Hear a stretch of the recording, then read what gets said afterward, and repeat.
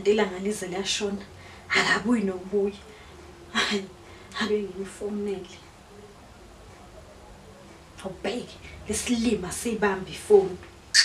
Uthi ngiphinde ngizame ngenye namba. Ulibele nje abafazi babantu. Isonto nokuba isonto umuntu angekho endlini. Ubhelizi ngabafazi babantu. Uthi ngizame nansi. Hello, we are not available now. Please leave your name and phone number after the beep.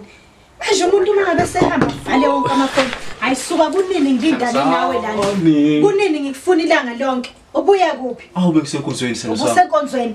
Manje umuntu mangabe senkonzweni uvala wonke amafoni. Inkonzo ibinamandla besenze ukuthi phela singaphazamiseki uma sisakhuleka uyazi nawe sena sami. Uma ngabe inkonzo inamandla kwenza ukuthi ningabe nisakwazi ukukhuluma namakhosikazi.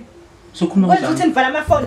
Ngicela ufakazi ukuthi uvele usenkonzweni. Ngifuna nje ukukhuluma izinto eziningi. Ngifuna ufakazi ngikhathele. Nali iBhayibheli. Ubona ufakazi ke lokho.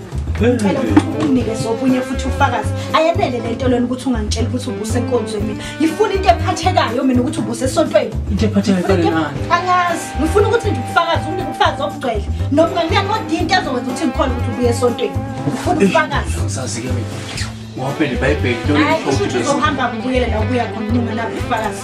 Ngifuna ubufakazi bokuthi ubusesontweni. Kade ngifona la kufona imini yonke awubona wona inyamaleli libela abafazi babantu lapha emalokishini. Ngifuna ufakazi.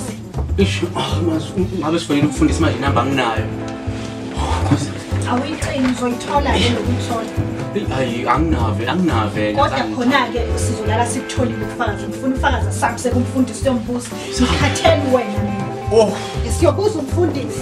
Siyobuza umfundisi ukuthi vele ngoba ubuvala amafoni ubukade usenkonzweni noma uphethe lokusa kwakho.